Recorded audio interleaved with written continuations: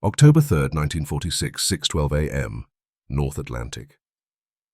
In the crowded belly of a repatriation ship, Otto turned the narrow bunk aisle into a stage and retold a white American guard's fist as if it were still landing.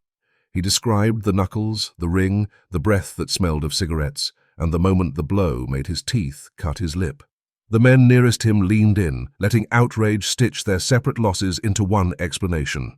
The world was monsters and victims, and they knew which side they were on. The result was certainty strong enough to dull pain, and the cost was that anyone who complicated it became a target. Lisa Wald sat rigid on her bunk with her boots on, pretending the ship's rolling was the reason she would not relax. She watched the men nod at Otto's every detail, as if agreement were a ration.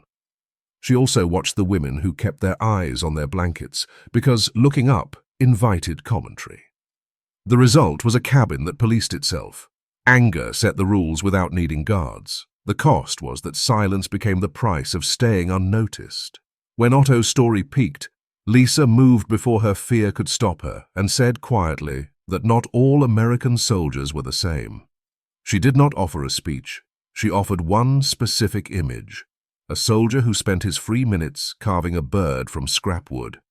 The result was a brief, deciding pause, as if the room had to choose whether her sentence could exist. Then the cabin chose laughter, sharp and unanimous, because she had offered something small where they demanded something total. Someone called it a puppet show. Another voice said women were always fooled by tricks.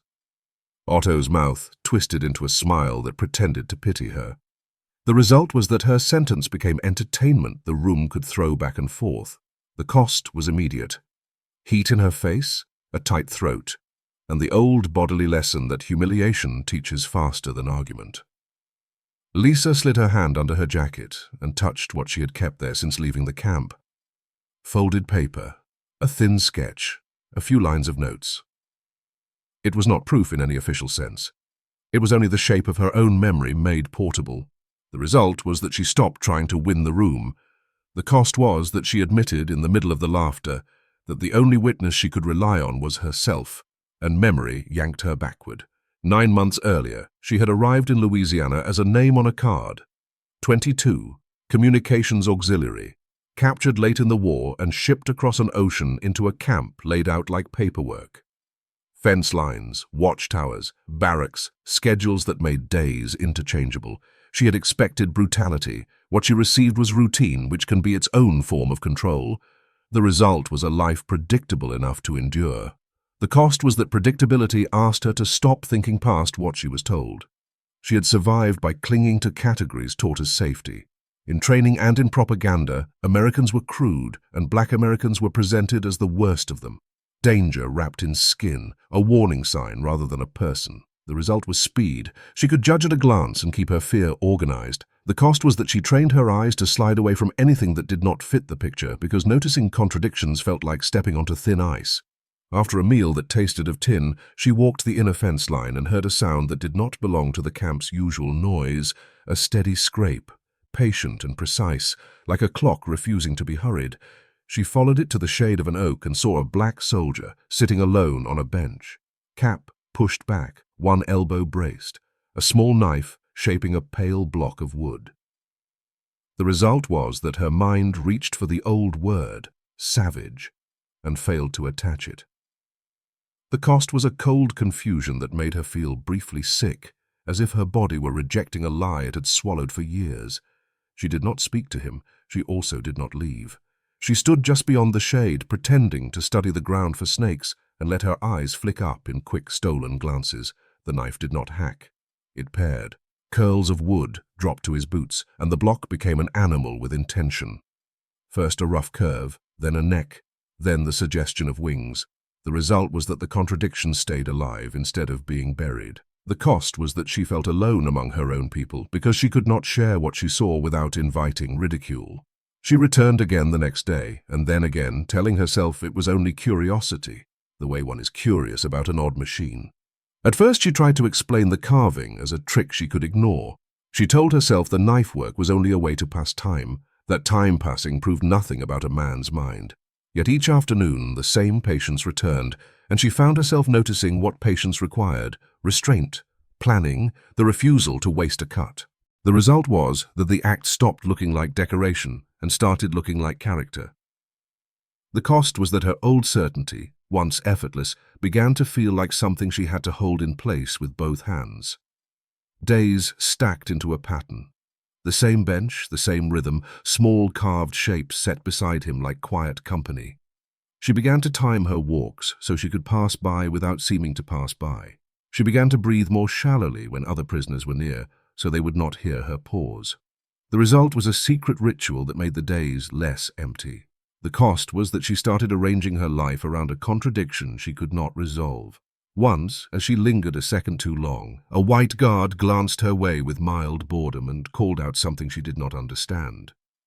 The sound of English in her ear made her flinch because it reminded her she was always one wrong move from punishment she could not argue against. Marcus did not look up. He kept carving, as if the interruption did not belong to him. The result was that the moment passed without consequence. The cost was the spike of fear that taught Lisa how narrow the margin was. She learned his name without asking him, the way prisoners learned most things, by listening when others assumed she did not matter. A clerk on the American side called Brown once. Another guard answered Marcus, and the name lodged behind her teeth. The result was that the category gained a person. The cost was that a person is harder to hate safely because hatred requires distance. Lisa had kept a thin notebook she had once used for messages. She began to fill it with sparse notes, not poetry, just witness, the knife's rhythm, the row of finished pieces, the way his thumb steadied the wood. She tore out the pages that contained her old radio codes and used them to line the inside of her shoe, because she feared someone might search her trunk and find anything that looked like attachment. The result was a private record more convincing than rumor. The cost was responsibility. If she wrote it, she could not later pretend she had not seen it. She also learned what the women's barracks would do to her if she spoke. Frau Kessler, loud with old certainties, kept the group's fear disciplined. She mocked anyone who sounded grateful, and she treated nuance like infection. The result was that Lisa watched from angles that looked accidental and kept her notebook wrapped in cloth like contraband. The cost was that even her thoughts began to feel as if they belonged to someone else. Then the camp's monotony offered her a small, dangerous object. After a work detail, she saw something near the bench leg. A half-carved bird, unfinished wing, ridged but not feathered, tail still a block. The result was that it landed in her hand like a question. The cost was a rush of fear. Possession meant choice, and choice meant exposure. She could hide it and keep the mystery. She could return it and cross a line she had been trained to fear. She sat on her bunk with the piece pressed in her palm until its edges marked her skin, and she listened to women nearby talk about home, as if home was still intact. The result was a decision no one ordered but her own conscience demanded. The cost was that whichever path she chose, she would not be able to unchoose it. The next afternoon she waited until Marcus sat down and opened his knife. She walked into the shade with the half-bird visible in her open hand and stopped at arm's length, saying nothing because her English was thin and her pride thinner. The result was that the space between prisoner and guard shrank to a single gesture. The cost was a heartbeat loud enough she thought he might hear it. Marcus looked up, took the bird with careful fingers, traced the unfinished wing as if confirming what had been lost, and nodded once. He did not smile. He did not thank her. He simply acknowledged her action, then lowered his eyes back to the work, as if the exchange were a correction in the world's order. The result was that the camp did not collapse, yet something inside Lisa shifted permanently. The cost was that she could no longer retreat into the ease of her old picture without lying to herself. She walked away before her courage dissolved. Behind her, the scraping resumed, steady as breath. The result was a fragile, real connection that required no words. The cost was that she had stepped out of the crowd, and the crowd would eventually make her pay for it. Proof arrived as weather. One night, the air snapped open with thunder close enough to sound like artillery, and rain hammered the roofs until water ran through cracks, and panic rose in the dark. A plank popped loose. Cold poured in. Someone screamed at the sound of lightning, as if it were incoming fire. The result was that routine shattered into a crush of bodies. The cost was the danger of being trampled by people who were only trying to survive. A door banged open. Lantern light swung across wet faces, and soldiers shouted in English. In the shifting beam, Lisa saw Marcus at the threshold with 2 other guards, his voice louder than she had ever heard it, giving short orders that were not kind but were clear. The result was direction. Out, down the corridor, toward a dry building, enough to turn panic into movement. The cost was that the guards had to stand in the path of frightened prisoners who did not trust them and who could not understand every word. Outside, the yard had become mud and moving water, wind driving rain sideways so hard it stung. Marcus moved with hard efficiency. He braced a sagging beam long enough for the last women to escape, then shoved a crate to block a sliding door, then waved people forward with a chopping gesture that made no room for debate. The result was that the barracks emptied before a corner gave way. The cost was the strain he took on his own body, openly in the storm. Lisa slipped in the mud and went down on one knee, cold water soaking through her trousers. Before she could scramble up, a firm hand hooked under her elbow and hauled her upright without ceremony. The result was that she stayed on her feet and kept moving. The cost was a new shame. Her body now held proof that her training had lied, and shame has a way of turning into anger if it has nowhere else to go. Near the shelter doorway, an older woman stumbled and reached for air. Marcus got there first, lifted her, and carried her across the threshold as if the act required no thought. Inside, he set her down and immediately turned back toward the rain, scanning for whoever was still outside. The result was that the older woman did not become an injury added to the storm. The cost was that Lisa watched a stereotype die by a simple duty performed without display, and with it died the last comfortable excuse she had been clinging to. For an hour, the shelter became a holding pen of steam and damp clothing. Lisa stood pressed between bodies, listening to English commands and German complaints braid together into noise. She saw Marcus at the doorway, soaked through, refusing to let the doorway become a choke point. The result was that order held. The cost was that Lisa could no longer claim she had misread him. The evidence had been too physical, too immediate. When the storm passed, exhaustion settled over the compound like wet cloth. The women returned to their bunks with mud still on their hems, and Lisa lay awake hearing drips fall from the roof in slow, stubborn rhythm. The result was that she understood she could either swallow what she had seen or let it change her and cost her comfort. The cost would come from the people who shared her barracks, because they would not forgive a mind that drifted away from the group. The next evening, when the barracks quieted into low breathing and restless shifts, Lisa leaned toward Anna, her nearest bunkmate, and whispered what she had seen. The carving, the half-bird, the hand in the mud, the way Marcus had lifted the older woman without hesitation. The result was that her secret gained a second ear. The cost was that she risked being traded for safety, because in captivity, loyalty is often measured by sameness. Anna did not laugh. She also did not agree. She stared at Lisa as if trying to decide whether this was a confession or a trap, then flicked her eyes toward the other bunks as if silence itself were permission. The result was no ally, only caution. The cost was Lisa's disappointment because she had wanted a witness and found fear. Frau Kessler heard enough to pounce. She sat up and demanded to know what Lisa was murmuring, then supplied her own answer with a sneer, turning toward the room as if calling the group to order. Lisa repeated the facts, keeping them plain. Kessler laughed and said carving proved cunning, that saving prisoners was theater meant to soften them, that women were always the easiest audience. The result was that Lisa's evidence was flipped into proof against her. The cost was that the room's old story revealed its armor.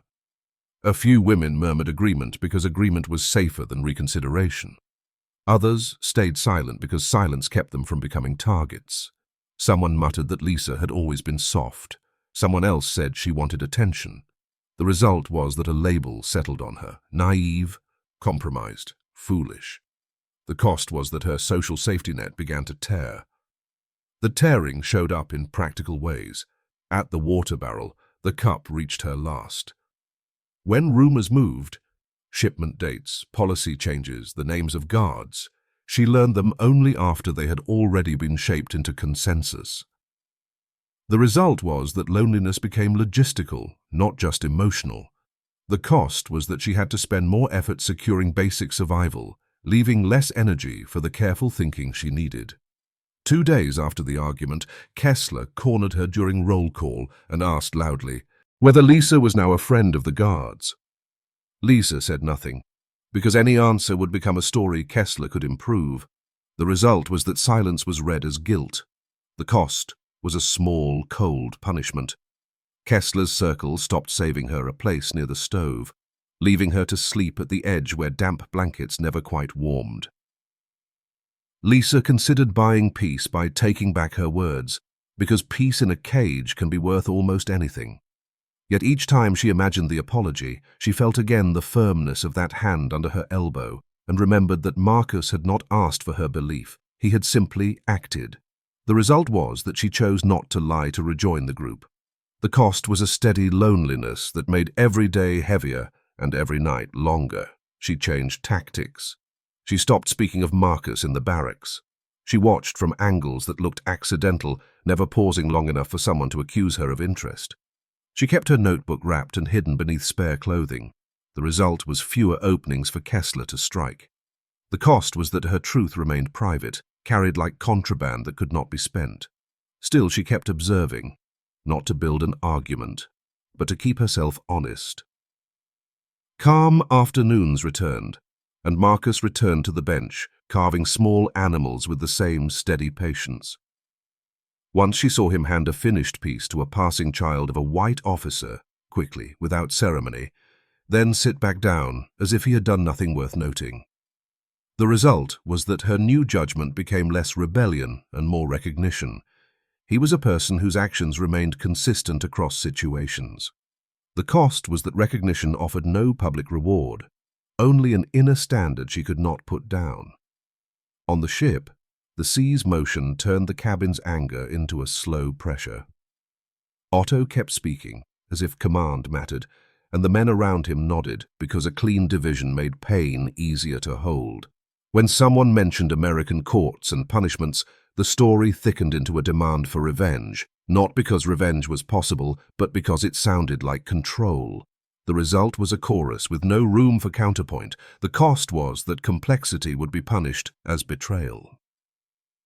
Lisa felt the folded sketch under her jacket and heard, under the engine's grind, the remembered scrape of a knife on wood. She could have stayed silent and been safe until dock. Instead, she spoke again, more carefully, offering not a defense of America, but one observation that refused to fit the room's rules. She had witnessed a black guard in Louisiana who carved small birds and who hauled prisoners out during a storm. The result was a second pause. The cost was the room turning toward her with appetite, eager to make her pay for breaking unanimity. Otto asked whether she wanted a medal pinned on the guard's chest. Someone scoffed that carving was just another weapon, a way to make a woman forget she was a prisoner. Another man laughed and said a pretty bird did not erase blood. The result was that her testimony became entertainment, and the cost was that her gender was used to discredit her eyes, as if perception were a weakness.